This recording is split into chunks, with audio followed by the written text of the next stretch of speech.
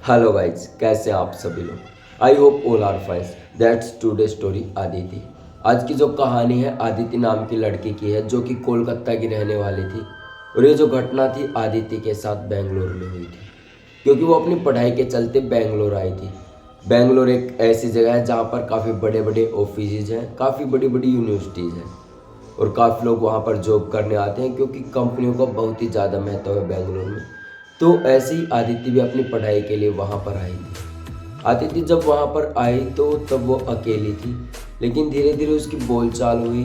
तो ऐसे ही जैसे हॉस्टल होता है ना, ऐसे उन्हें एक हॉस्टल मिल गया था। और वो हॉस्टल इतना था कि उसमें केवल 15 से 16 लोग ही रह सकते थे। और वो जो हॉस्टल था केवल लड़कियों के लिए ही था। और आदित्य भी खुश हो गई थी, क्योंकि जिस हॉस्टल में वो गई उसमें कम बच्चे से 15 से 16 उसकी एक फ्रेंड भी बन गई थी, जिसका नाम मेघना था। वो भी बेंगलोर में नई नई गई थी अपनी पढ़ाई के चलते, क्योंकि वो भी किसी कॉलेज में पढ़ाई करना चाहती थी, जिसके चलते उसका एडमिशन हो गया था। तो मेघना और आदित्य इकट्ठे रहने लगी थी। पहले दिन उन्हें हॉस्टल में कमरा एडजस्ट करने में काफ़ी समय लग गया था और काफ़ी रात भी हो गई थी। रात के करीबन 12 सवा 12 हो गए थे कमरे को एडजस्ट करने में, सब कुछ सामान रखने में। जो उसकी फ्रेंड थी मेघना, वो दिल्ली की थी और आदित्य जो थी कोलकाता की, और बेंगलोर में अपनी पढ़ाई दोनों पूरी कर रही थी। ऐसे ही समय गुजरा। रात के करीबन 12:30 हो चुके थे। अब दोनों इतने थक चुके थे कि उन्हें नींद आने लगी थी। आदित्य भी सोने लगी थी और जो मेघना है वो भी। लेकिन जो मेघना थी वो जल्दी सो गई और आदित्य को नींद ही नहीं आई। काफ़ी समय बीत गया, रात के करीबन 1:30-2 बजे का समय हो गया, लेकिन आदित्य को नींद नहीं आई। वो काफ़ी कोशिश करी सोने की उसने, लेकिन नींद नहीं आई। ऐसे समय बीतता गया, करीबन 3 बज गए। आदित्य अब बहुत ही ज़्यादा परेशान हो गई कि यार नींद क्यों नहीं आ रही, इतना समय हो गया, काफ़ी ज़्यादा थक गई हूँ। तो आदित्य की जैसे तैसे करके आंख लग जाती है। तो उसकी जो आंखें थी फिर से खुलती है करीबन 5:30 बजे के आसपास। अब आदित्य बिल्कुल ही परेशान हो गई थी, क्योंकि उसे नींद नहीं आ रही थी। वो एक अजीब ही हो गया था कि पूरी रात से वो इतनी थकी है, घर से आई है, ऐसे सोने में भी उसे दिक्कत हो रही थी। और जो मेघना थी वो चुपचाप सो रही थी, उसे किसी भी चीज़ की ज़रूरत नहीं थी। ऐसे ही पहली रात उन्होंने गुजारी। आदित्य जैसे करके उठी और अपने कॉलेज चली गई और मेघना भी अपने कॉलेज चली जाती है। ऐसे ही कॉलेज पहुंचते हैं, वो अपनी पढ़ाई वढ़ाई करते हैं। शाम के समय उनकी छुट्टी होती थी। और सबसे बड़ी बात ये थी, आदित्य जो थी और मेघना जो थी, दोनों का अलग अलग कॉलेज था, अलग अलग अपनी पढ़ाई कर रही थी। लेकिन जो कमरा था वो उन्हें एक ही मिला था, जहाँ पर वो अपना रह रहे थे, अपनी पढ़ाई कर रहे थे। तो ऐसे ही पहला दिन गुजरा। दूसरे दिन जैसे ही शुरू हुआ, रात के समय, शाम के समय आते हैं घर पे। जो मेघना है वो जल्दी आ जाती है 3:30 बजे के आसपास, और जो आदित्य करीबन 6 बजे के आसपास आती है। तभी जब आदित्य आती है तब तक मेघना सारा काम कर चुकी थी, खाना वाना बना चुकी थी। अब बस इतना था कि आते ही खाना खाना है और सो जाना है थोड़ा बहुत पढ़ाई करके। तो ऐसा ही था। और जो आदित्य थी वो अपने मम्मी पापा को बता देती है कि मम्मी पापा, अच्छा रूम मिल गया और इसका रेंट भी बिल्कुल ही कम है, बिल्कुल ना के बराबर है। जैसे कि 4,000 रुपये में मिलता है, तो ये 2 बंदों के लिए केवल 2,000 रुपये में दे रहे हैं और काफ़ी अच्छे से मैं एडजस्ट हो गई हूँ। आदित्य सब कुछ अपने मम्मी को बता देती है। जैसे ही दूसरा दिन हुआ, रात हुई। आदित्य जो थी उसको बिल्कुल भी नींद नहीं आई। मेघना जो थी जैसे तैसे करके सो गई। लेकिन आदित्य इतनी बुरी तरह से परेशान हो गई थी, उसे नींद नहीं आ रही थी। रात के करीबन 11 11:30 बजे का समय हो चुका था। आदित्य बहुत ही सोने की कोशिश करी, फिर आखिरकार उसकी नींद लग जाती है और करीबन 3 बजे उसकी आंखें खुलती हैं। 3 बजे जब उसकी आंखें खुलती हैं तो उसे महसूस होता है कि ये तो स्पिरिट्स, आत्मा, डेविल्स का समय है। इसमें काफ़ी ज़्यादा डर रही थी और ऐसा लग रहा था आदित्य को। लेकिन फिर से आदित्य सोने की कोशिश करती है, लेकिन आदित्य जो थी अब उसको नींद नहीं आ रही थी। वो बहुत ही ज़्यादा परेशान हो गई थी।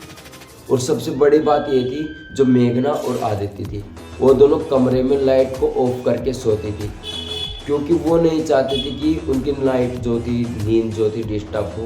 वो बस अच्छे से सो सके। और दोनों की आदत बहुत ही बुरी थी एक प्रकार से, क्योंकि नया नया हॉस्टल था। मेघना और आदित्य एक साथ रह रही थी और दोनों में एक कॉमन बात थी, दोनों को लाइट बंद करके सोना काफ़ी पसंद था। अब आदित्य काफ़ी ज़्यादा परेशान हो गई 3 बजे आँख खुलने के बाद। तो जैसे वो उठती है तो उसे ऐसा महसूस होता है कि कोई कमरे में है और उसे कंटिन्यू देख रहा है। आदित्य ऐसा महसूस करती है। तभी आदित्य अपने बेड से खड़ी होती है और अपने फ़ोन की टॉर्च ऑन करती है, जैसे ही टॉर्च ऑन करती है अपने आसपास देखती है, आसपास कुछ नहीं था। फिर वो मेघना की तरफ टॉर्च को करती है, वो भी देखती है कि मेघना भी सो रही थी। अब जो था, आदित्य थोड़ी सी और घबराने लगी थी, क्योंकि रात का समय 3 बजे के समय डेविल्स यानी स्पिरिट्स, आत्माओं का समय होता है, जिसमें उसकी आंखें खुली थी। इस चीज़ से काफ़ी परेशान थी आदित्य। फिर जैसे तैसे करके उसने सोचा कि मैं फिर से सोने की कोशिश करती हूँ, और आदित्य फिर से सोने की कोशिश करती है। करीबन 4:15 बजे के आसपास आदित्य फिर से सो जाती है।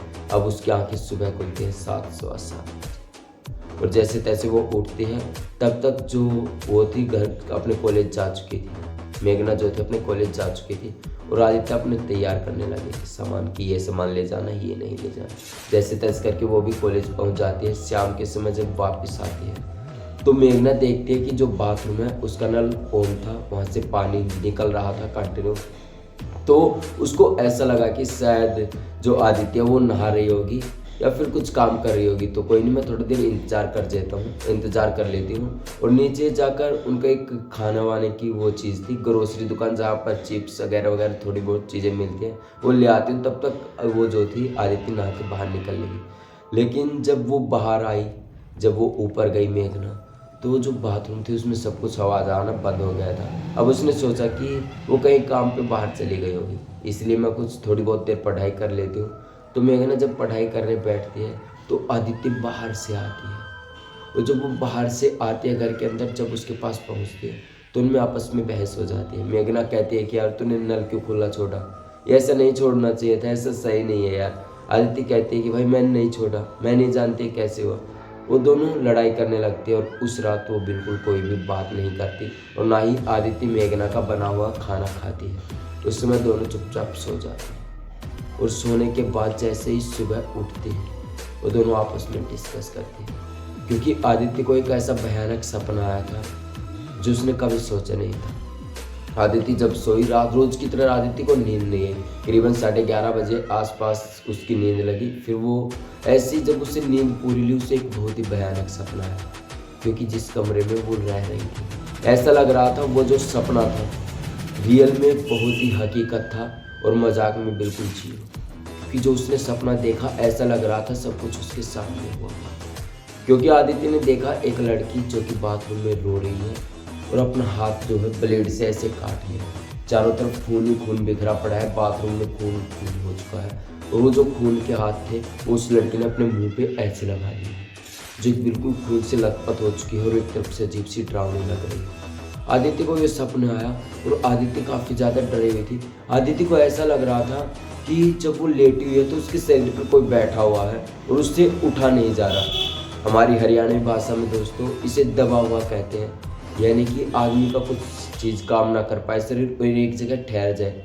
ऐसा सपना आदित्य को आया। तो आदित्य इतनी ज़्यादा डर गई कि उसे कुछ भी समझ नहीं आया कि वो लड़की कौन थी, कि सब कुछ क्या हो रहा है।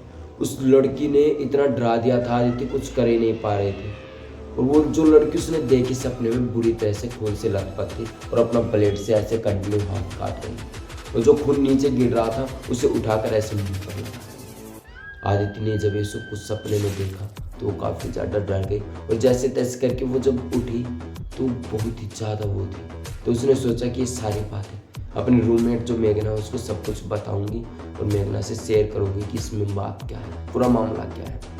तो जैसे ही सुबह होती है, आदित्य मेघना के पास जाती है और कहती है कि यार बहुत ही बुरा सपना आया, जो कि ऐसा डरावना था कि एक लड़की ऐसा ऐसा कुछ बताती है। तो पहले उन दोनों में बहस हो जाती है। मेघना कहती है कि पहले तू बता, आदित्य कहती है कि तू बता। आदित्य जब अपनी सारी बातें बताती है कि ऐसे ऐसे रात को मेरी आंखें खुली, यानी सॉरी दोस्तों, जो आंखें बंद थी, जो उसने सपना देखा वो वाकई बहुत ही भयानक था। एक लड़की जो कि उनके कमरे में रह रही है, जो कि उनके आसपास है, और बाथरूम में कुछ ऐसी कोई बात हुई है और उसने अपना हाथ काट लिया। खून से बुरी तरह से लथपथ है, और चारों तरफ बाथरूम में खून ही खून है। वो खून जो था उस लड़की ने अपने पूरे शरीर पर लगा लिया था। ये जब सब कुछ आदित्य ने बताया तो मेघना ने भी बिल्कुल यही बताया कि बिल्कुल भी मुझे भी ऐसा ही सपना आया कि एक लड़की अपने हाथ की नब्ज काट लिया, ऐसे खून से लथपथ है, और पूरे मुंह पर खून लगा लिया। ये जब दोनों आपस में बात कर रही थी तो मेघना और आदित्य को समझ आ चुका था कि उन दोनों के अलावा भी इस कमरे में कोई और रह रहा है जो उन्हें दिखाई नहीं दे रहा। अब वो दोनों काफ़ी ज़्यादा डर गई थी। तभी जो हॉस्टल की बाकी लड़कियां हैं उनमें से एक का नाम प्रियंका था, वो उनके पास आती है और वो दोनों भी जाती हैं। तो जब बातें करते हैं तो वो बताते हैं कि बहन ऐसे ऐसे सब कुछ हुआ हमारे साथ। तो प्रियंका बताती है कि इस रूम में जो भी लड़कियां रहने आती हैं उन सभी के साथ ऐसा ही होता है, जबकि वो रूम को छोड़कर चली जाती है, क्योंकि जो सब कुछ वो देखती है रात में उनके साथ ऐसा ही हुआ है और कभी भी वो टिक नहीं पाती, इस रूम को जल्दी छोड़ जाती है। या फिर 2-3 लड़कियां तो ऐसी हैं जिनकी डेथ हो गई। प्रियंका ने ये सब कुछ बताया उन दोनों को तो उनके पैरों तले जमीन खिसक गई। उन्हें समझ नहीं आया कि ऐसा कैसे हो सकता है। वो दोनों काफ़ी ज़्यादा डर गई थी और उन्होंने हॉस्टल के रूम को छोड़ने का फैसला कर लिया। अब प्रियंका ये भी बताती है कि आज से करीबन 3 या 4 साल पहले यानी 2019 में 2 लड़कियां रहती थी, बिल्कुल बेस्ट फ्रेंड थी और उन दोनों को एक ही लड़के से प्यार हो गया था। तो जिसके चलते उनमें काफ़ी बहस हो गई थी और दोनों लड़कियों की जो दोस्ती थी वो टूट गई थी। जिनमें से एक लड़की जिसका नाम सुमन था, उसने बाथरूम में जाकर अपने हाथ की नाभि काट ली थी, जिसके कारण वो वहाँ पर तड़प तड़प कर मर गई थी और उसी के चलते शायद ये सब कुछ यहाँ पर हुआ था। तो ये सब कुछ सारी बातें जब सुनी आदित्य और मेघना ने तो उनके काबू कुछ नहीं रहा। उन्होंने तुरंत ही हॉस्टल को छोड़ने का फैसला लिया और जैसे तैसे करके वो हॉस्टल को छोड़ देती है और अपना अलग से एक कमरा लेकर रह लेती है, जो कि 4000 में था। लेकिन वो खुश थी क्योंकि उन्होंने उन चीज़ों से छुटकारा पा लिया था जो उन्हें दिखाई देती थी। तो दोस्तों ये थी आज की कहानी। तो कमेंट बॉक्स में ज़रूर बताएं कि आपको ये कहानी कैसी लगी। ऐसी कहानी सुनने के लिए चैनल को सब्सक्राइब करें। तब तक के लिए जय हिंद। कल फिर से मिलते हैं एक और खौफनाक कहानी।